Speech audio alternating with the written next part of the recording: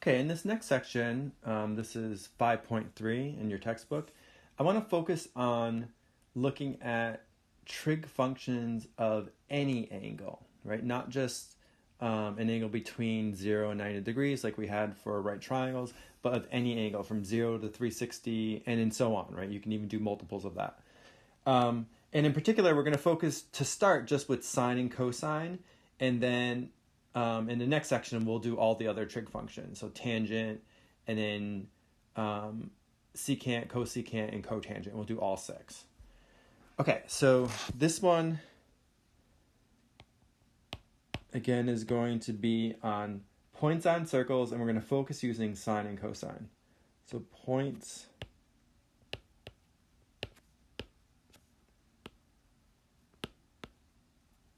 on circles using sine and cosine. Okay, so by definition, let me draw out a circle here. So I have a Cartesian coordinate system, and then let's say I have a circle going around it. And if I have some angle theta, let me just put this in the second quadrant. So let's say this is my angle theta.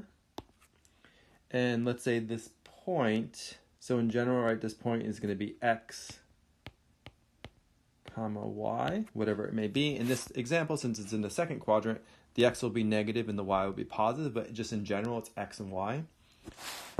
This length, so from the origin to that point, we're going to call that r. Think of it as like the radius of the circle.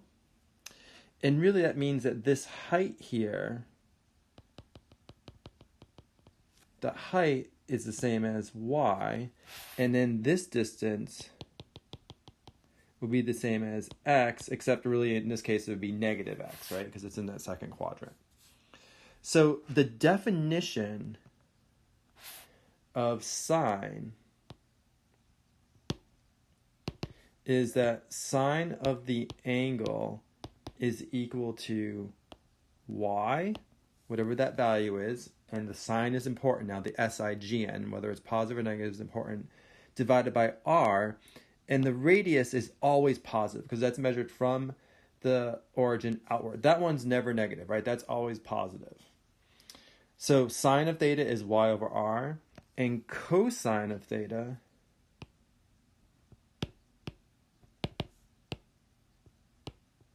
is going to be x over r, okay?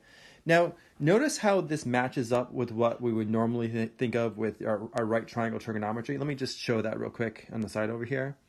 So in right triangle trigonometry, you can think of us being sort of constrained to the first quadrant. So if this were my circle, this would be the first quadrant, right? This would be xy.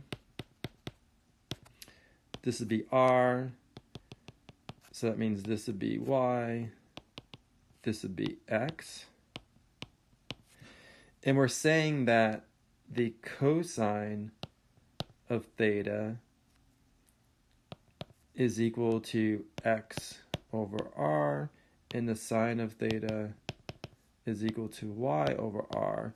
But x over r is the same as adjacent, right? The x is the adjacent side, and r is the hypotenuse. And then sine of theta is y over r. Well, that's opposite, right? Y over hypotenuse. So it fits nicely with what we learned from the right triangle trigonometry. But in general, it's just x over r and y over r, and x and y can be positive or negative. Where right triangle trigonometry, everything's positive. Okay, so that's really the only difference. So it fits in with what we learned from before. Okay, so let's do an example here. Let's say you're given a question. The point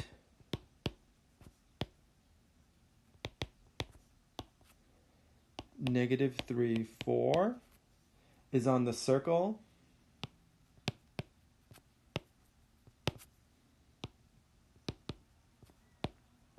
of radius 5 Actually, we could get that if we wanted to just from Pythagorean theorem. At some angle theta.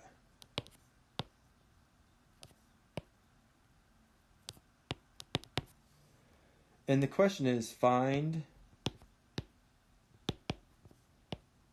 cosine of theta and sine of theta.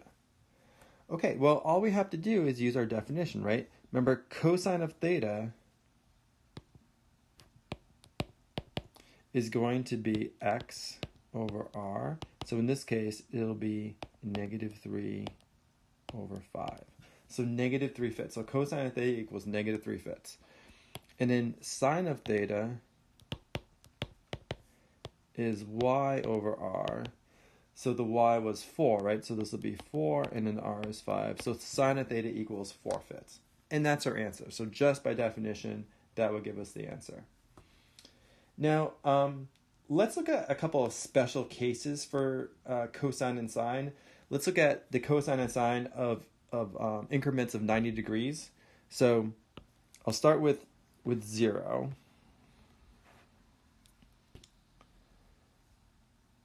So if I have my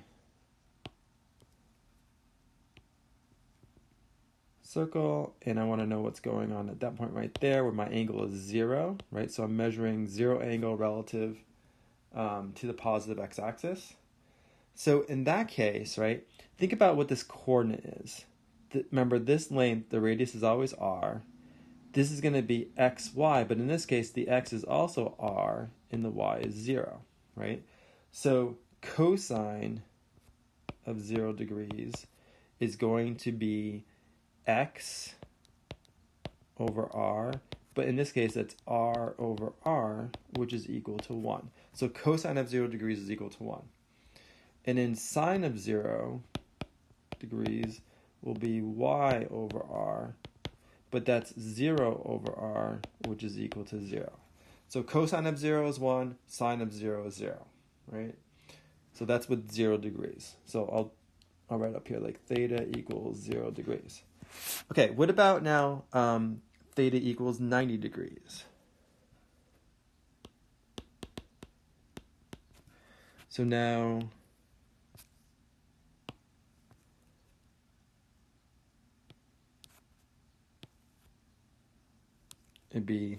that's not a very well drawn circle. Let me do that again.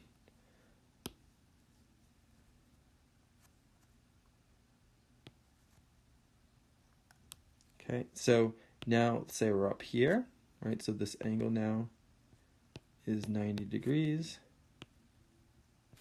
So this distance is r. The coordinates at that point would now be 0, comma r, right? So x is 0, y is r. That's when I'm at 90 degrees.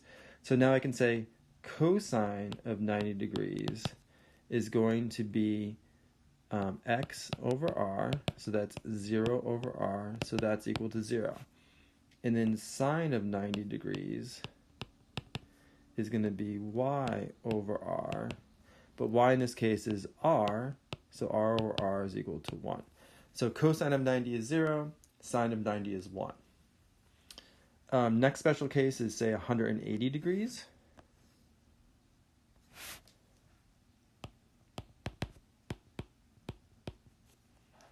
So that would be this case. So here's my circle. And now it's this angle that I'm interested in, right? 180 degrees. So if we look at, again, this is r, that length outward, right, the radius. And the coordinates at that point would be negative r, right, that'd be my x value, comma 0. So then cosine of 180 is x over r, but that's negative r over r, so that's going to be negative 1. And then sine of 180 is y over r, but that's 0 over r, so that's equal to 0. And then, say, 270.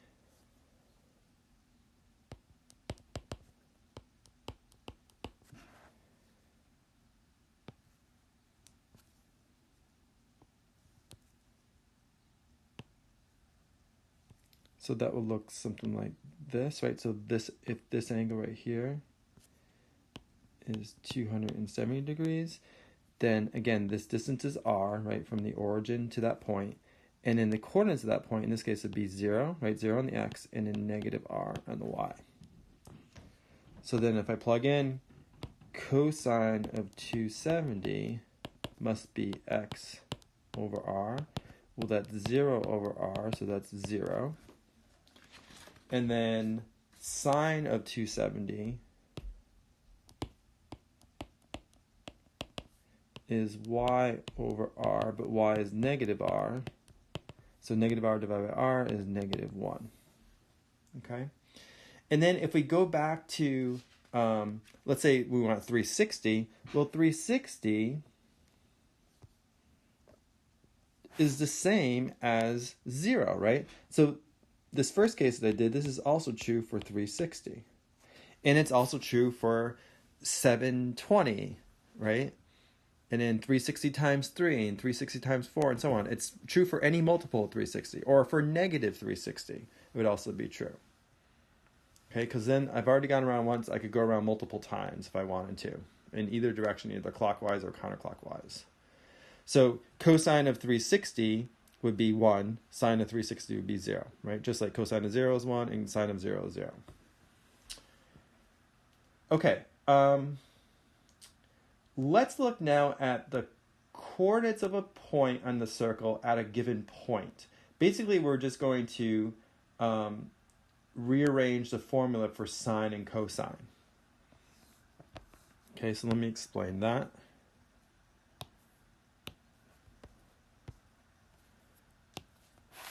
So coordinates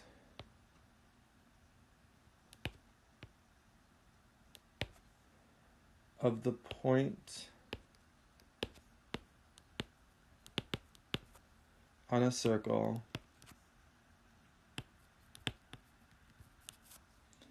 at a given point.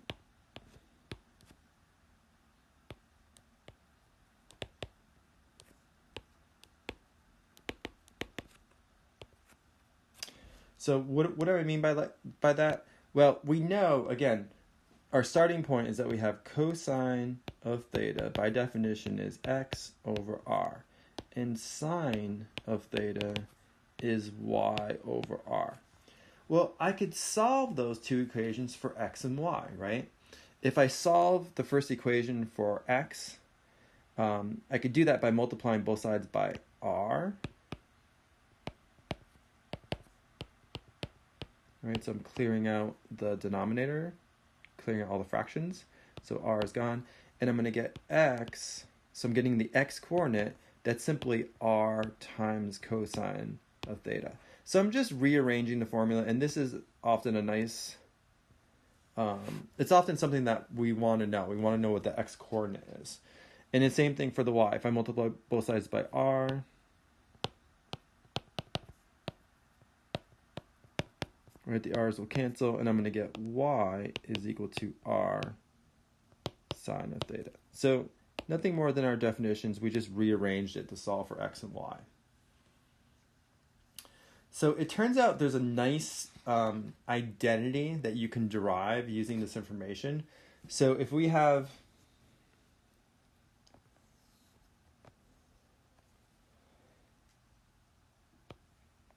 I'll draw my circle again.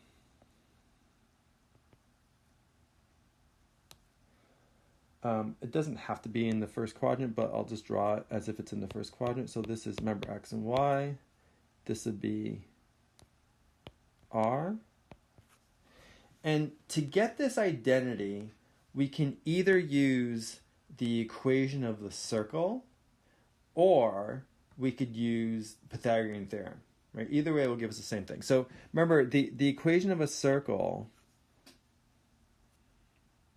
So if it's centered at, if the center of the circle is at the origin at 0, 0, then the equation of that circle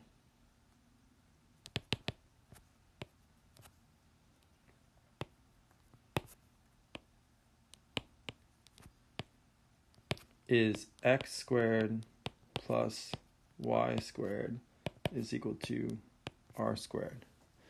But you can also see that from Pythagorean theorem, right? In fact, these are related. So if I were to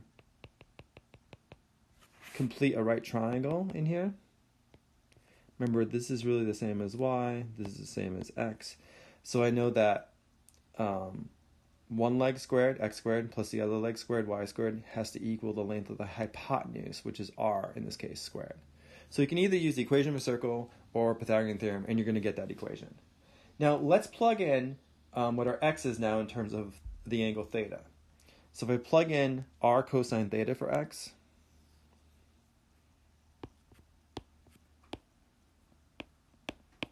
I'm going to square that, and then plus r sine theta for y, that's going to equal r squared.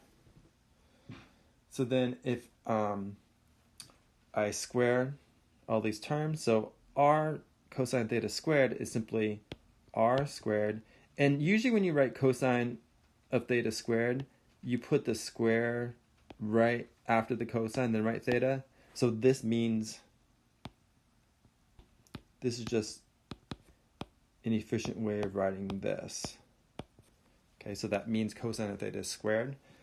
Plus, this is going to be r squared sine squared of theta. That equals r squared. And then I can divide. Actually, before I divide, let me factor out an r squared. So I'll factor out an r squared. So I'm left with cosine squared plus sine squared is equal to r squared. Then I'm going to divide both sides by r squared. And what you get, it's called the Pythagorean identity. It says, so this will cancel, right? And I get cosine squared of theta plus sine squared of theta. That equals 1, right? Because r squared over r squared is 1. So this is the Pythagorean identity.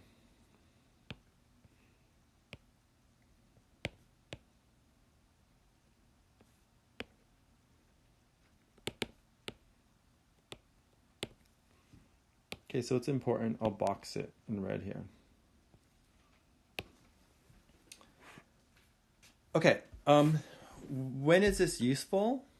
Well, one place where it might be useful, and I'll show you a couple of different ways you can do this type of problem, but let's say you're given the cosine of theta, some value for cosine of theta, and you want to find sine of theta, or vice versa. Then you could use the Pythagorean identity. So let me show you a question like that. So first I'll write, we can use this identity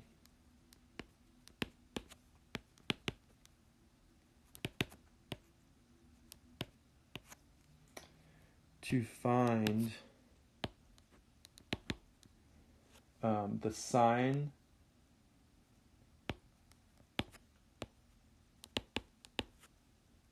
sine theta value given cosine theta, and vice versa. We could do it the other way around as well.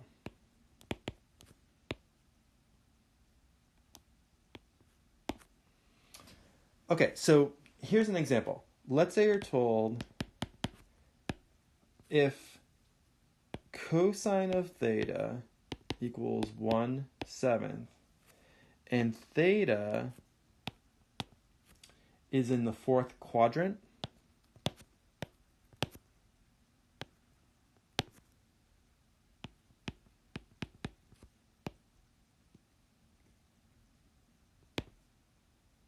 find sine of theta. Okay, now the reason why I have to tell you it's in the fourth quadrant is cosine of theta equals 1/7. Well, that could be true for two different quadrants, right? Because remember, cosine of theta is x over r, and x is positive. R is always positive, but the numerator, the 1 in this case, the x, that could be positive if the angle is either in the first quadrant or the fourth quadrant, right? So there's some ambiguity there. So we have to tell you like what quadrant we want you to find sine of theta. And in this case, we're saying theta is in the fourth quadrant. Okay, so again, there's a couple ways you can do this. I'll show you another way in a second, but let me do it first using a Pythagorean identity. So we know that cosine squared of theta plus sine squared of theta has to equal 1, right? So that relates cosine and sine together. So let me solve this for sine of theta. So first of all, I can subtract cosine squared from both sides. So I have sine squared of theta is equal to 1 minus cosine squared of theta.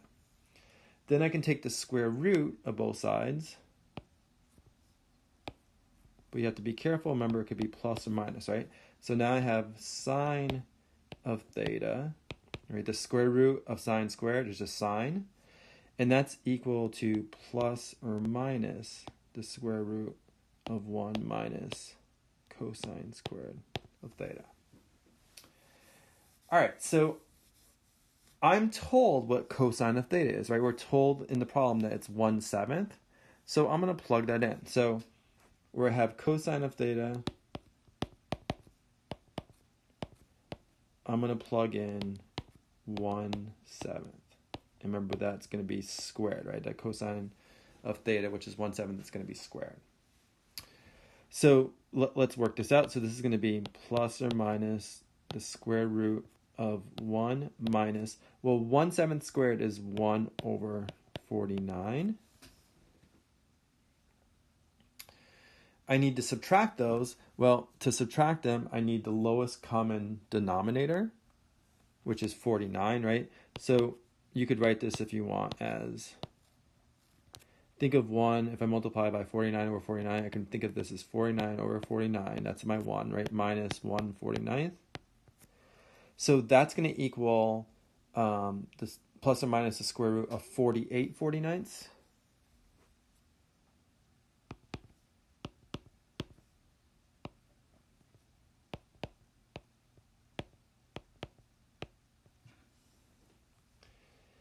And then I can think of 48. If you wanted to, you could do this with prime factorization, or you could try to think of two factors where one of them is a perfect square that can come out front. And it turns out that 48 is 16 times 3. We know 16 is a perfect square. Perfect square. Actually, 49 is also a perfect square. So it turns out that the square root of 16 comes out as a 4, right? I can't do anything with the 3, so that has to stay inside the radical. And then the square root of 49 in the denominator comes out as a 7. Okay? So sine of theta is going to be equal to plus or minus 4 radical 3 over 7. Now the question is, which one is the correct one? Is it the positive or negative? Well, we know that we're in the fourth quadrant, right? So in the fourth quadrant, so I'll say since the angle is in the fourth quadrant, well, we know that in the fourth quadrant, right, what's going to be true about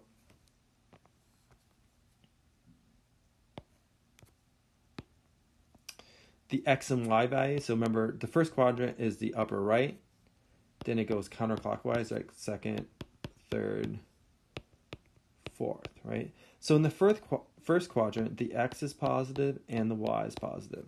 In the second, the x is negative and the y is positive. In the third, they're both negative, right? Both components. In the fourth, the x is positive and the y is negative. So in the first quadrant, all the trig functions, or in this case, we're only dealing with sine and cosine, but it turns out all of them are going to be positive. So I'll write it this way. I'll say sine and cosine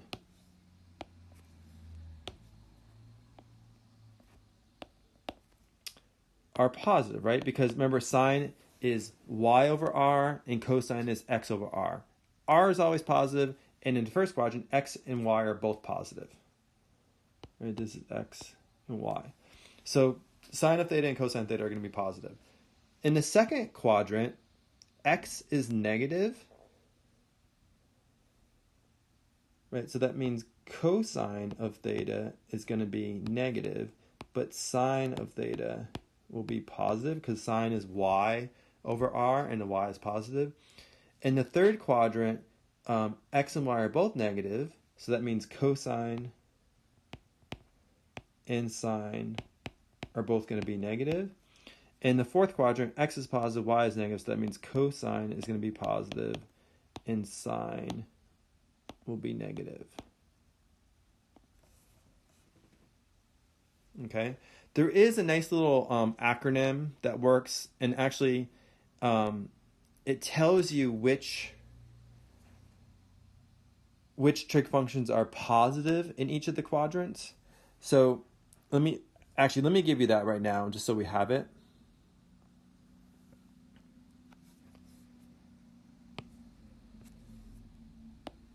So here's the way I learned it. So usually we say all, that's the first quadrant, students take, and you can use whatever you want here, but usually I use calculus. That's how I learned it. And what this tells you is that all the trig functions are positive in that first quadrant. In the second quadrant, it's going to be the sine of theta that's positive. Okay, and actually also 1 over sine, which is cosecant, but we'll talk about that later. In the third quadrant, it's the tangent of theta, which is positive, but the sine and cosine are negative, right? And we said that over here, right? Sine and cosine are negative. And in the last one, what's going to be positive? The cosine, right? Which we said right here. So cosine of theta will be positive. So if you remember the acronym, all students take calculus, it tells you which trig functions are positive in each of the quadrants, and all the other ones are going to be negative. All right, so how does that, so we still need to finish this problem. How does that help us answer the question here? Well, since we know sine is negative in that fourth quadrant and the angle's in the fourth quadrant, then the correct answer here must be sine of theta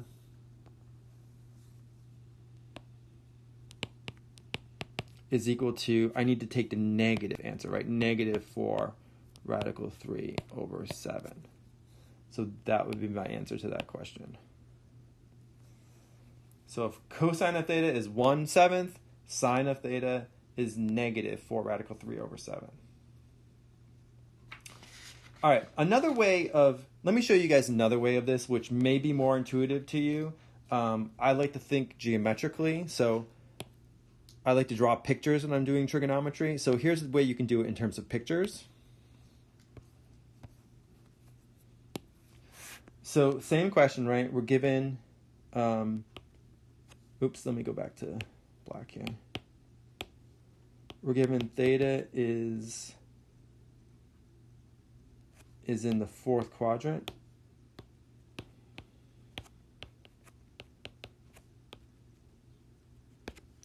And we were told cosine of theta is 1/7, and we want to know what sine theta is. Okay, so one way of doing this, right, is just draw this out. Here's my Cartesian coordinate system. I know that, first of all, remember cosine is x over r. So this is saying x is 1, r is 7. So x is 1, maybe that's like right here. R is 7, let's say that's something like this. So this is 7, right? This is 1.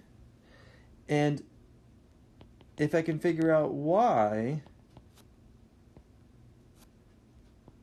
that's my right triangle, then I have my answer, because I know sine of theta has to be y over r. Okay? Now, so if we look at this picture, if we extract this right triangle,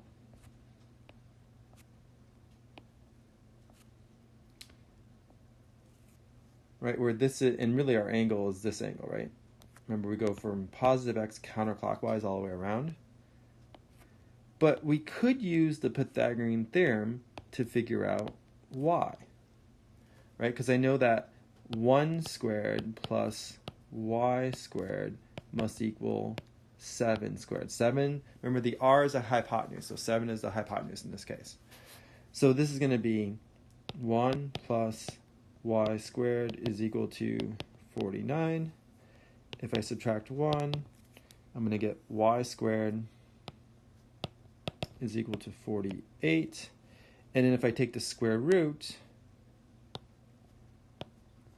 at plus or minus, I'm going to get y equals, and again, you can think of this as plus or minus the square root of 16 times 3. So that's going to be plus or minus, the square root of 16 comes out as a 4, so it's 4 radical 3. But because we're in that fourth quadrant, we know that that y value, right, remember this would be the coordinate here, x, y, that point.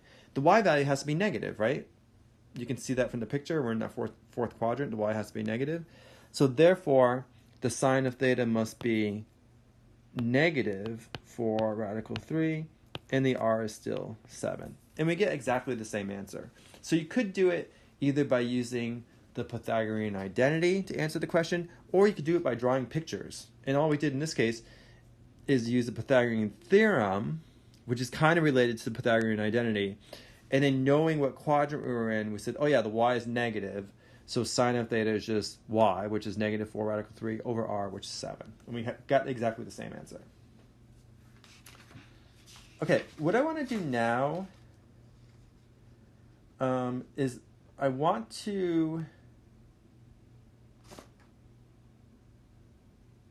to look at the cosine and sine of some special angles, like angles that come up all the time. And there's several ways that you can do this. I think this is best done by looking at two special triangles, though. Okay, I think it'll be easiest if we use two special triangles. So let's talk about that next.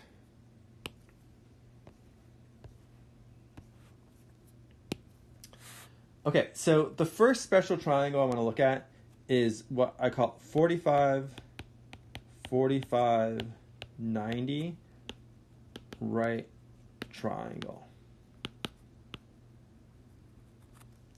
So it looks like this, right?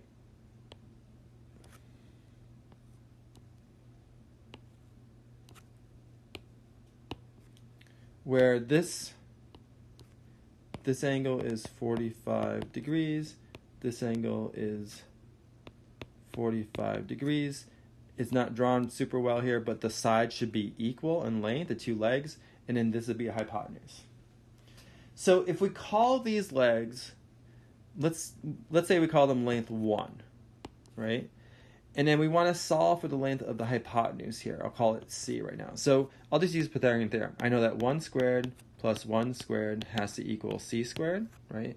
But this is saying that c squared is equal to 2. And then if I take the square root of both sides, I can ignore the negative possibility, right? Because it's a length. So c is going to be the square root of 2. So this side right here is just square root of 2. Okay, so think of a 45, 45, 90 right triangle as having lengths 1, 1, radical 2. Right? And if you wanted to, you could multiply those sides by any number, right? You could say it's 10, 10, 10 radical 2, but it's easier just to do 1, 1 radical 2. So now if I want to know the cosine of 45 degrees, well, based on my right triangle trigonometry, that's going to be adjacent, right? Let's say I'm looking at this angle right here. You could use either one because they're both 45, but let's say I'm dealing with this angle right here. So what side is adjacent to this angle? Well, the 1 here is. And then what's the hypotenuse? Radical 2. Right? So it's going to be adjacent divided by hypotenuse. And then typically people don't like to have the radical in the denominator, so you rationalize the denominator, it's called. So I can do that by multiplying by radical 2 over radical 2. and that's equal to radical 2 over, and then radical 2 times radical 2 is radical 4, but that's just 2. Okay? So cosine of 45 is radical 2 over 2. That's nice to know because it comes up all the time. Now sine of 45, so now, all right, again, I'll use this angle here. I want the opposite, which happens to be 1, divided by hypotenuse, right? So is opposite over hypotenuse. So this is going to be 1 divided by radical 2. I will rationalize the denominator again. And I can write this as radical 2 over 2. So it's the same thing. So sine of 45 also is radical 2 over 2. Okay, what about the other special right triangle? Well,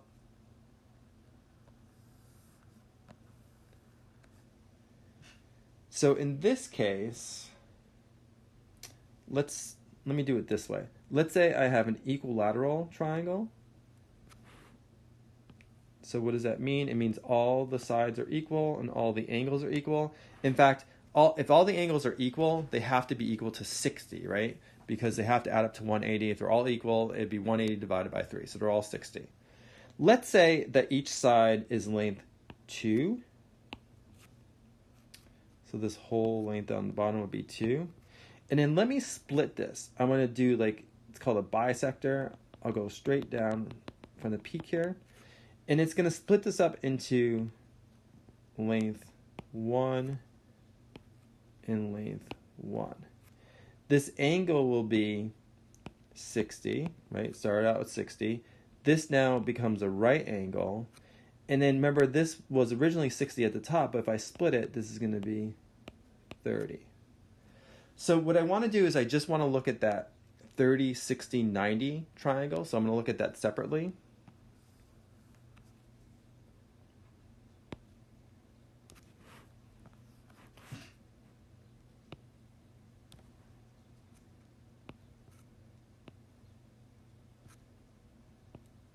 Okay, so this is 60, this is 30, this is 90. So this is a 30, 60, 90 right triangle.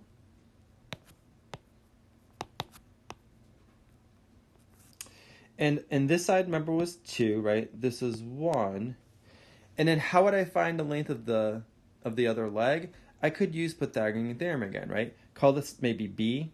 I'll call it B for now, then I'll change it to the exact number. Well, we know that 1 squared plus B squared is equal to 2 squared, right? So 1 plus B squared is equal to 4.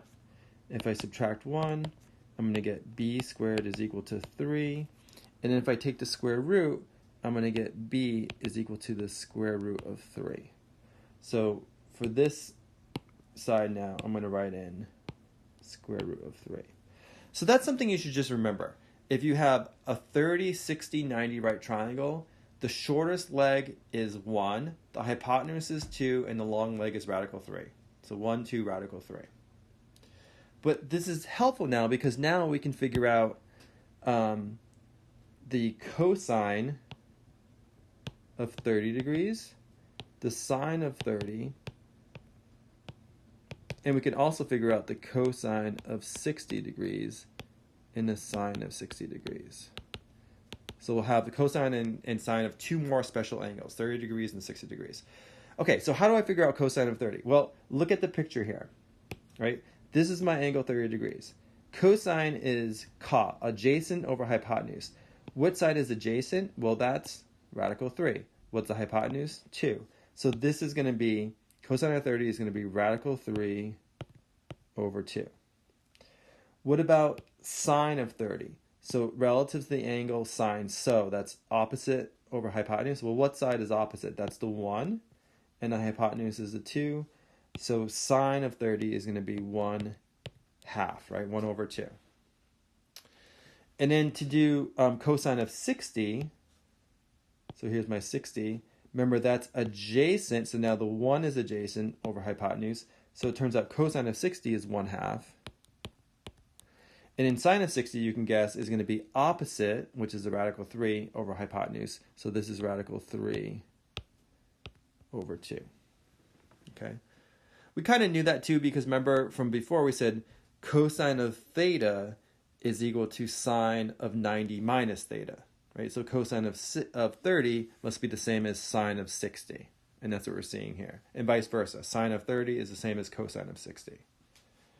So if you write these down, let's put these like in a little table, because these are ones that you should just know. They come up all the time. They're important enough to just know. So I'll make a little table here. They're just very common angles, right? So let's say this is the angle, right? So this is theta. And then, actually make 2 rows here.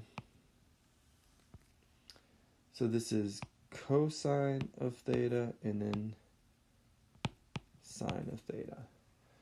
And then I'll do 4, 5.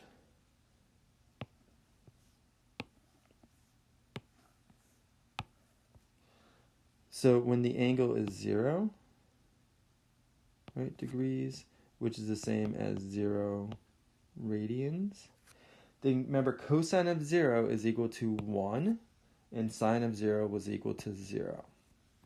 All right, that was one of our special cases. If you go back to the beginning of the lecture, if the coordinate is right, if the angle is 0 degrees, then the coordinate you can think of as r comma 0. So cosine is x divided by r, so that's r over r, which is 1, and sine is y over r, so that's 0 over r, which is 0. Right, so that was given. Then 30 degrees,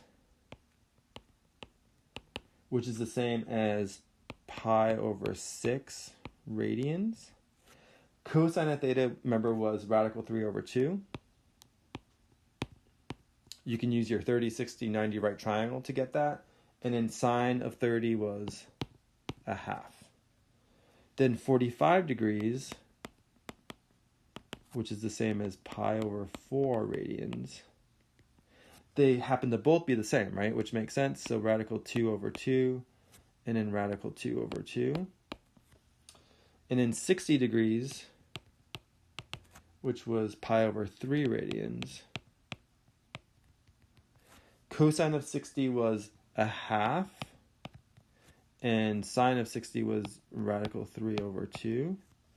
And then finally 90 degrees, right? So right on the y-axis, 90 degrees, which is pi over 2 radians.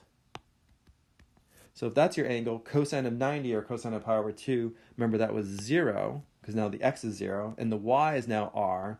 So sine of theta was r over r, which is 1. Right? So those are ones that come up all the time. It's probably a good idea to have those memorized. Okay, those particular special angles, 0, 30, 45, 60, and 90. And you really don't need to memorize anything more than that. If we want to know for some other angle in some other quadrant, like cosine and sine of 135 degrees, or 210 degrees, or something like that, then I'm going to give you guys a method that we can figure out the sine and cosine of any other angle that just depends on knowing these. Okay, so if you know these, then you're going to be able to figure out the sine and cosine of a bunch of special angles for any quadrant. Okay, so that brings up, we're going to need one thing to do that though. We're going to need the idea of what's called a reference angle. So let me explain what that is.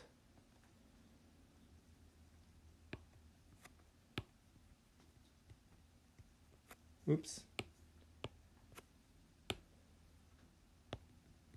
So reference angle. So this is the angle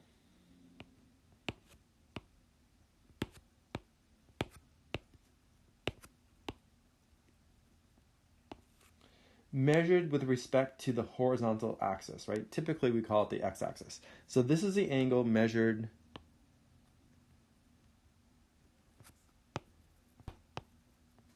with respect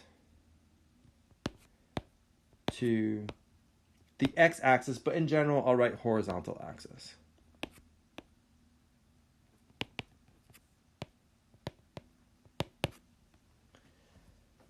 So a reference angle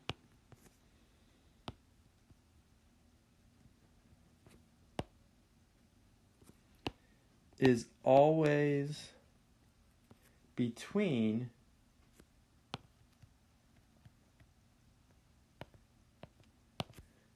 0 degrees and 90 degrees. Or if you're in radians, it'd be 0 radians and pi over 2 radians.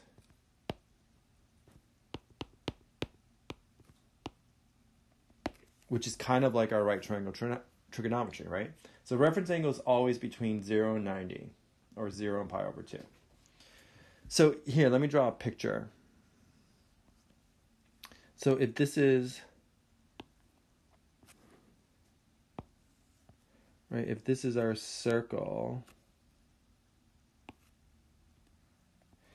if we're in the first quadrant, then this angle is going to be the reference angle. Okay, so it's relative to the horizontal axis, right? If we're in the second quadrant, I'll just draw these differently. Let's say like this. Then this angle would be your reference angle. So that would be your reference angle theta. If we're in the third quadrant, let's say it's like this, then this angle is a reference angle. It's always relative to that horizontal line, right? So the x-axis. And if we're in the fourth quadrant, say this angle, then this angle would be your reference angle. Right, so you just have to remember it's always with respect to that horizontal axis, typically the x-axis. Okay, now why is this important? Actually, I'll assume these are going right to the circle, right? Something like that. Okay, why is this important? Because angles share the same cosine and sine values as their reference angles, except for sines, SIGN, right, which are either positive or negative, and those can be determined by what quadrant you're in. Right, so let me write that down here, and then we'll do some examples to make sure that this makes sense. So angles share the same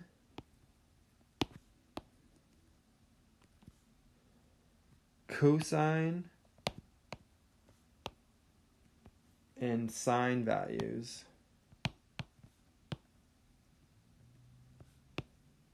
as their reference angles.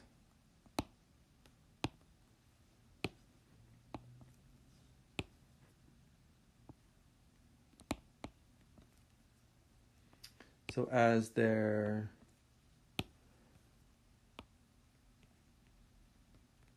reference angles, except the only thing that might be different is the SIGN. So except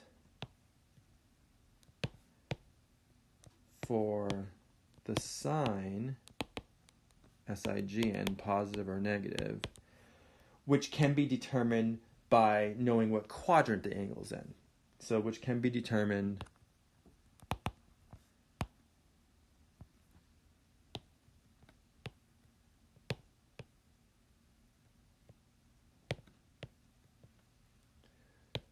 by the quadrant.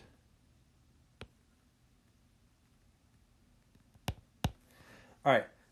Usually you can find nice pictures of this. Let me see if I can find a nice picture online, and then I'll to discuss this. It'll be easier to look at a nice picture. Okay, so this is sometimes this is called a trigonometry wheel, right? And it kind of gives those special angles that we're interested in, right? So first thing, this is a unit circle, which means that r is equal to 1. Right, so unit circle, so r is equal to 1.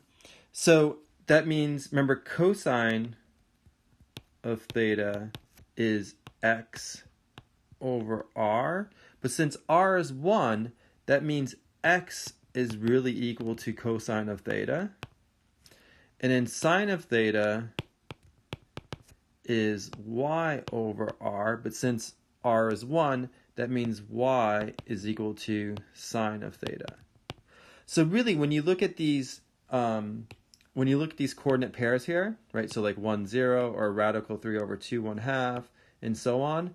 These are really, you can think of the x as being cosine of that angle, and the y as being sine of that particular angle. Okay? So what we're saying is that, for instance, 30 degrees, right, which is pi over 6. If I want to know cosine of 30 degrees, well, it's going to be the x value here, which is radical 3 over 2.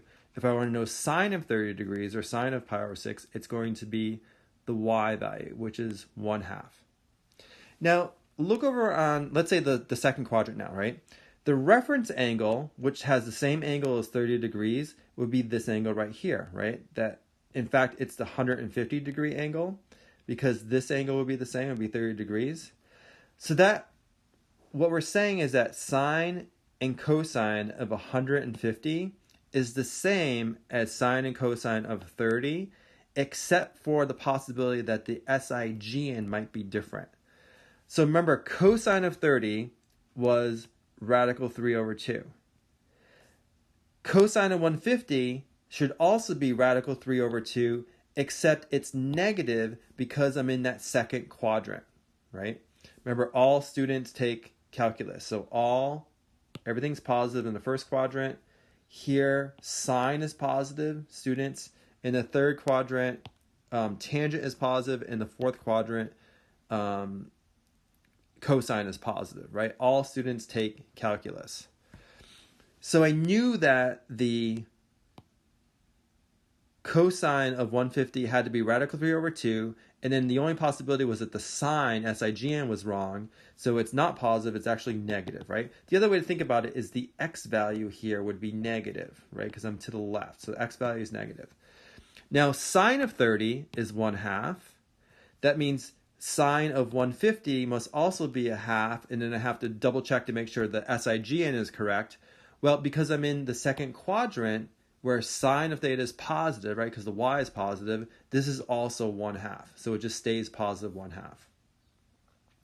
And the same thing holds true for any of these, right? So like in the first quadrant, we know cosine of 45 is radical 2 over 2, and sine of 45 is radical 2 over 2. Right? They're both positive. If I go to the third quadrant, well, the reference angle, which is 45 degrees, is this angle right here. That means the actual angle from the positive x counterclockwise would be the 225 degrees. Okay, so that means cosine and sine of 225 must be the same as cosine and sine of 45, which they are, except that these are both negative because I'm in the third quadrant, right? And remember, tangent is positive, but sine and cosine are negative in that third quadrant.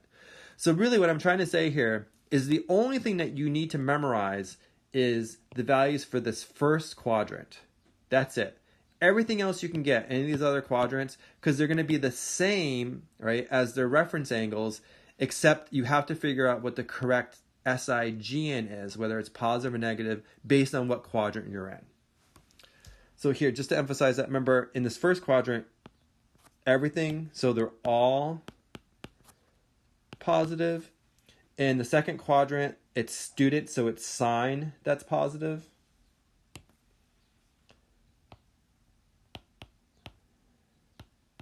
But cosine is negative and tangent is negative.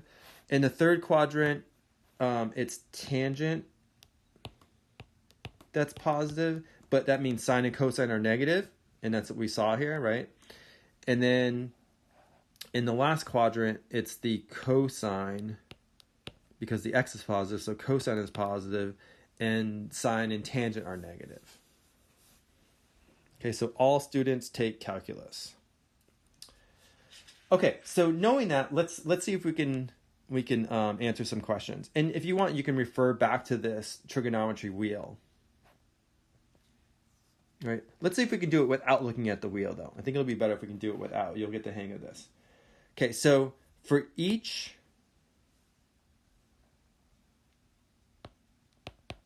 So here's the question. For each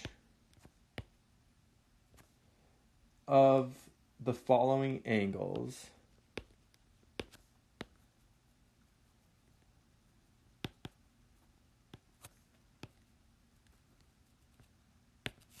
find the reference angle in which quadrant the angle lies in.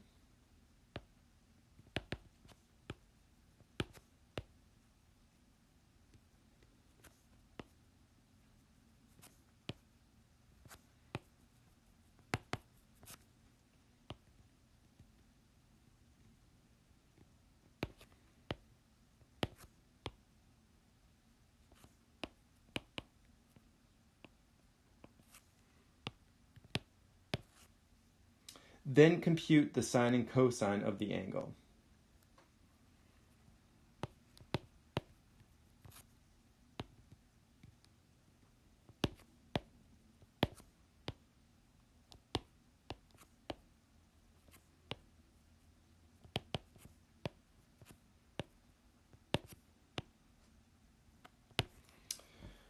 Okay, so let's say I'm given the angle. I'll do it in radians just for practice, right? So let's say the angle is 5/4 pi. Okay, so if we were to draw a picture, right? Remember, pi by itself is 180 degrees, so that'd be like 4/4 pi. So if we go another quarter, that must be right here in the third quadrant, right? So this is going to be the angle 5/4 pi. So what is the reference angle? Well, that's the angle that the terminal side makes with just the horizontal axis. So I just want this angle right here. Well, how do I find that? Well, I'd have to subtract pi, right? So 5/4 pi minus 4/4 pi is pi over 4. So the reference angle is just, I'll do it out. It's 5/4 pi minus 180 degrees, which is pi. And if you work that out, you're going to get pi over 4. So that's the reference angle. So what we're saying now, and actually, what quadrant are we in? Well, we're in quadrant 3, right? So this is quadrant 3.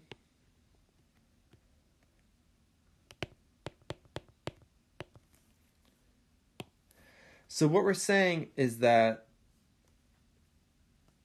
the sine of 5/4 pi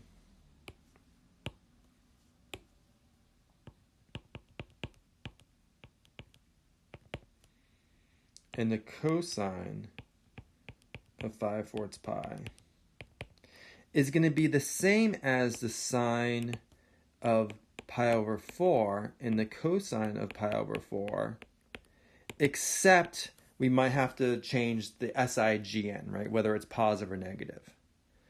In sine of pi over 4 and cosine of pi over 4, we know that, right? Those are the ones you should know. Remember, if you have a 45, 45, 90 right triangle, remember pi over 4 is the same as 45 degrees. I know it's easier to think in terms of degrees. I kind of do that myself. I translate radians into degrees because I'm more familiar with degrees. So sine of 45 and cosine of 45 are both radical 2 over 2. So that means sine of 5/4 pi and cosine of 5/4 pi must both also be radical 2 over 2. But then we have to make sure we have the correct SIGN. Well, since we're in the third quadrant here, remember what's true about the third quadrant?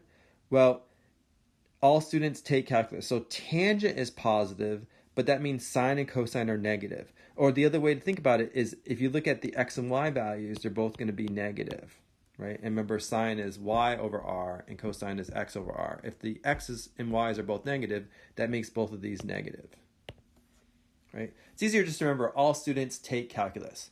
So tangent is positive. That means sine and cosine are negative, okay? So these would be the correct answer. We use the fact that it had to be the same as sine of pi over 4 and cosine of pi over 4 because pi over 4 was a reference angle. That we knew from our special triangles, right? Or from using the trig wheel, if you want to go back to the trig wheel. And then we had to attach the correct SIGN. In this case, they're both negative. Okay, let's do some more of these. Let's say I have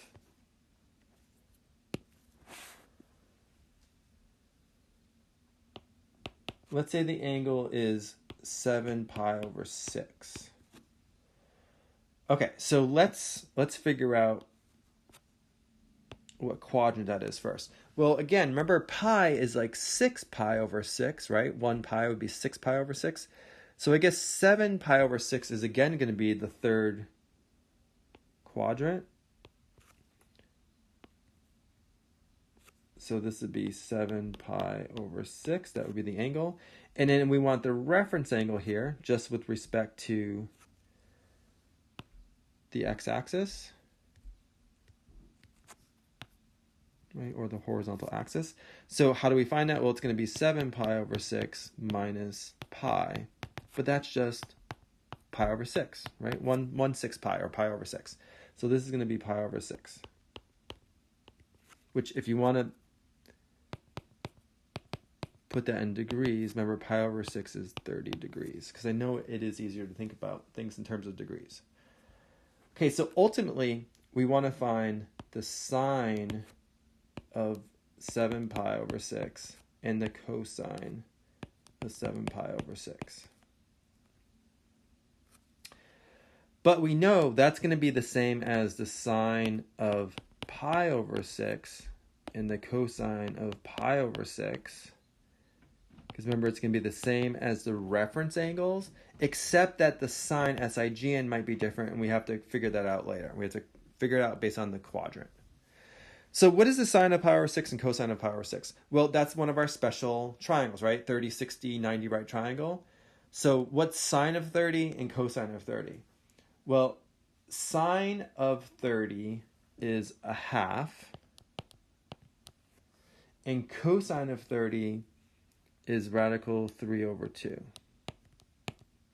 Right? Again, you can either memorize that, you can look at the trig wheel. If you want, you could draw a quick little, you could do this too, right? You could draw a quick little 30, 60, 90 right triangle, where this is 30, this is 60, that's 90. And remember, the short side we call 1, the hypotenuse 2, and then the longer leg is radical 3. So then sine of 30, right, this is 30 is the same as pi over 6. Sine of 30 is going to be opposite 1 over hypotenuse 2, so 1/2. And cosine is going to be adjacent, radical 3 over 2. Okay, so either memorize it or just draw a quick picture. All right, so now we know sine of 6 pi is the same as sine of pi over 6, so it's the same as a half. But what would be the correct sine, SIGN now? Well, since we're in the third quadrant, we know it's got to be negative. And then cosine of 7 pi over 6 is the same as cosine of pi over 6, so we know it's radical 3 over 2. But again, we're in the third quadrant, so this would have to be negative. Okay, so the only difference might be the SIGN at the end there. All right, another one. Let's say the original angle now is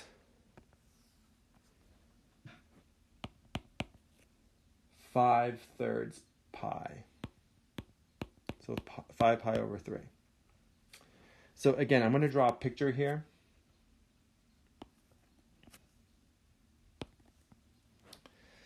So let's see. The way I think about this, right, 5/3 is not quite 2, right? 6/3 would be 2. 2 pi would be all the way around, 360 degrees. So it looks like we're going to go, looks like we're going to be in the fourth quadrant. So somewhere in here. So this is 5 pi over 3. And then now I really want this reference angle, just the angle that it makes with respect to the x-axis. And the reference angle in this case is going to be, I guess I can figure it out by doing 2 pi, right, minus 5 pi over 3. So this is like 6/3 pi minus 5/3 pi, and that's equal to pi over 3, which is, if you want degrees, that's 60 degrees. Okay, so that's reference angle is 60 degrees. So that means sine of 5 pi over 3 and cosine of 5 pi over 3. Right? I want to find those. Well, they're going to be the same as sine of pi over 3, right? Sine of 60 degrees, and cosine of 60 degrees. So remember, you can do this using your 30, 60, 90 right triangle, or you might have this memorized, right? Or you can remember that sine of 60 is the same as cosine of 30, and cosine of 60 is the same as sine of 30, right? They flip. So in any case, however you want to do this, we know that cosine of pi over 3 is a half, right? So cosine of 60 or pi over 3 is a half, and then sine is going to be radical 3 over 2. Okay, now that we're in the fourth quadrant, right, all students take calculus. So cosine is positive, so this is going to stay positive 1/2, right? We know it's got to be the same as cosine of pi over 3. The only possibility is changing the SIGN, but the SIGN is not going to change in this case. It's positive because we're in that fourth quadrant. The other way to think about it is, remember, the x is positive and the y is negative in this case, right? Or all students take calculus, so the cosine is positive. And the sine has to be negative, right? So this is going to be negative radical 3 over 2. Okay, let's do one more.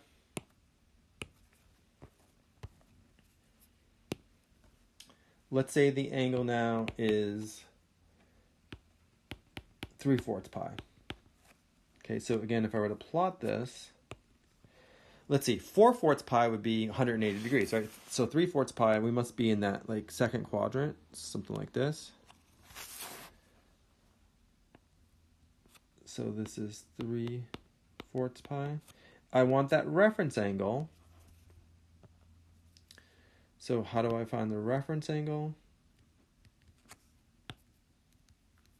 Well, I could say it's pi, right, 180 degrees minus 3/4 pi.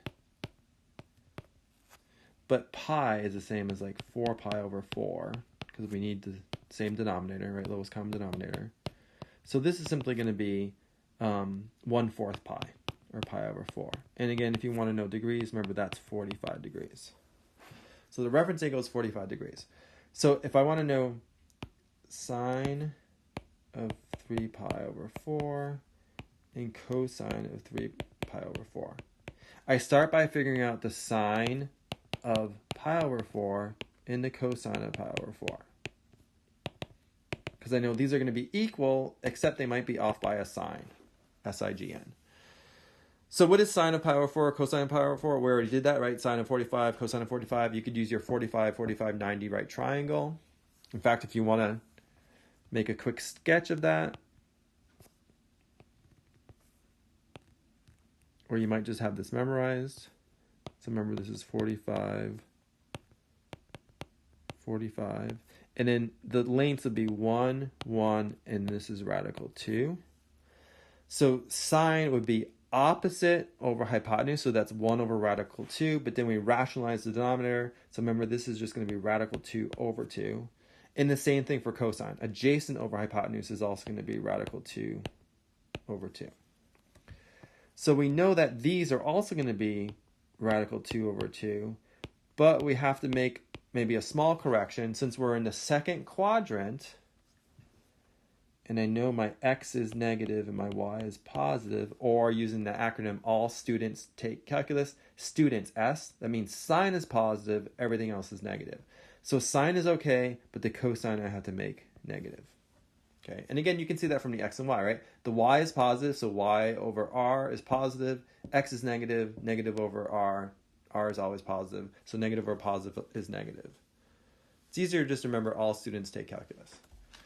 All right, great. So that's it for section 5.3. What I'll do next in section 5.4 is I will further discuss like the other trig functions.